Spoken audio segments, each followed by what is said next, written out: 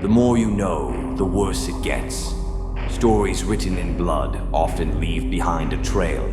This is Dead by Daylight's most insane killer lore. Our first visit takes us to Washington, the Macmillan Estate, home of Evan Macmillan, also known as the Trapper. The Trapper killed hundreds, hunting his victims with bear traps in order to appease his powerful father, a very physically abusive father at that. The Trapper's father was such an asshole, he actually broke Evan's jaw out of so-called discipline. It's later revealed that the Trapper's mask is made out of bone, possibly as a result of such a traumatic experience, though no one really knows why the Trapper wears a mask. There's a tiny fucked up detail that may explain this big sweaty boy's identity crisis. The Trapper once had a brother. Emphasis on had. The Macmillans would go on bear hunting trips on the regular, and unfortunately, Evan's brother got absolutely demolished by a bear. From time to time, the Trapper's father would tell him the story of how his brother was killed by a bear, relishing some sense of pride of how brave his lineage was. The Trapper was too young to fully remember when his brother was mauled by a bear. His memory of the events is foggy at best. Here's the thing.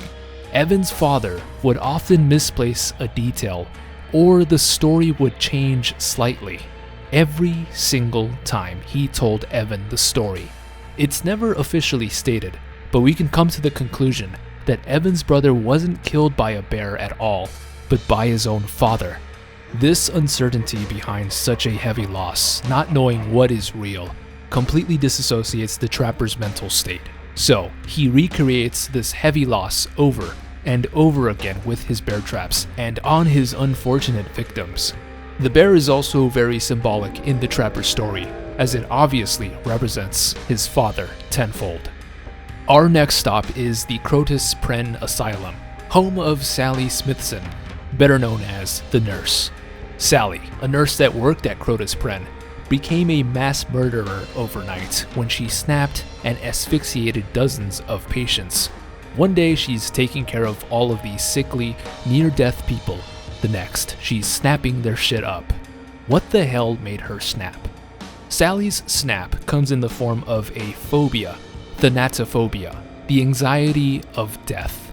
Thanatophobia is widely believed to be the primary reason that caused Sally's murderous rampage in the asylum.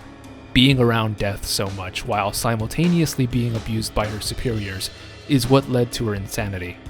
Take a look at the metal spoon item. It includes a quote, confiscated from room 202, the bad man. What the bad man in room 202 did to Sally isn't known. Regardless, it goes to show Sally's meticulous memory of every patient she eventually massacred. Various of the nurse's items once belonged to her catatonic patients, and in some instances it shows that she created a bond with some of them. Perhaps she didn't hate every single patient, but still, there was so much death in the air it was hard to escape.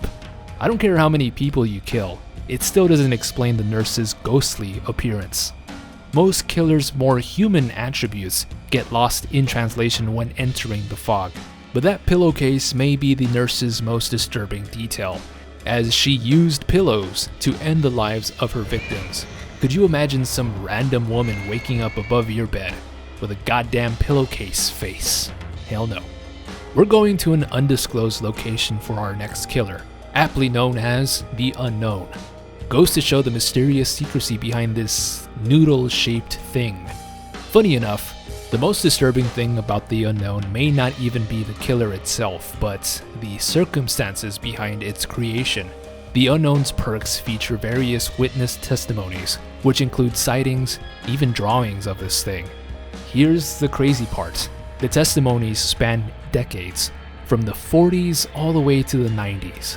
The Unknown has been around for a very long time, and yet regardless of how many people have seen the Unknown in the flesh, not a single confirmed sighting on the news. Why?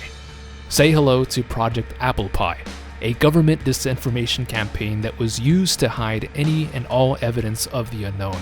From general information to credible witnesses, Project Apple Pie silenced everything and everyone surrounding this interdimensional monster. It didn't stop there. Project Apple Pie also provided funding for various forms of media, from books to movies surrounding this urban legend, in order to make it seem that it was just that, a myth, just a movie monster. That was hardly the case, however. The unknown is very real. Not in our world, though, in the DBD universe. Though it makes you wonder how many quote-unquote things were actually real in our universe, but were made into movies in order to distract us from the truth. Let's head to the more supernatural countryside of France, where Charlotte and Victor would be persecuted for their very existence. That's right, the twins are, at the very least, debatably innocent killers in the entire roster, only killing for survival or self-defense, solely because of their otherworldly appearance.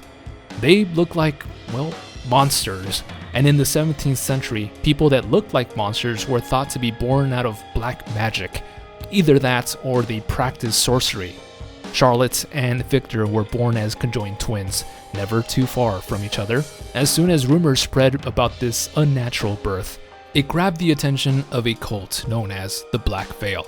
The Black Veil captured the twins and subjected them to torture and strange rituals. In order to break free, Victor was able to toss a candle that ignited the cult's chamber, their bodies and faces stripped of their flesh as they melted horribly. Obviously, these cult members deserved to burn alive, but one fascinating thing about this event was Charlotte's reaction. She actually felt guilty for their deaths. These people were about to torture her and her little bro, and still there's sympathy in Charlotte.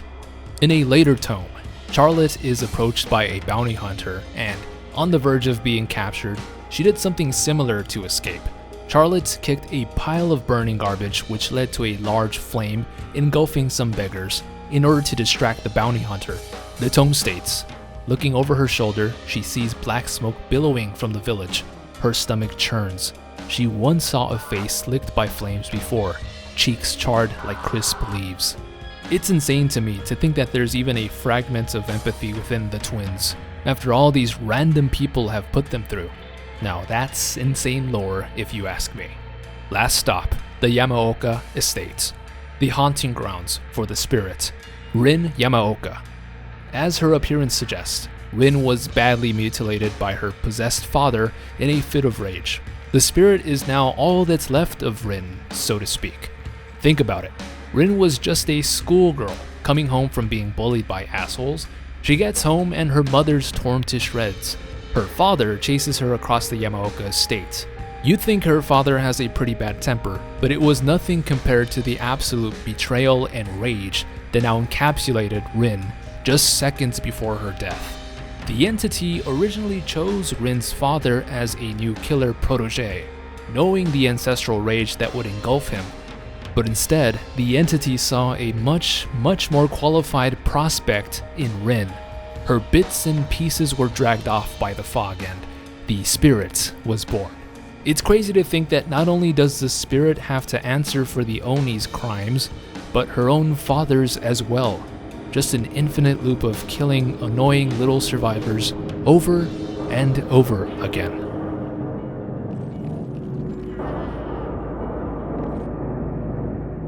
Like and subscribe for more horror content. And as always, stay single.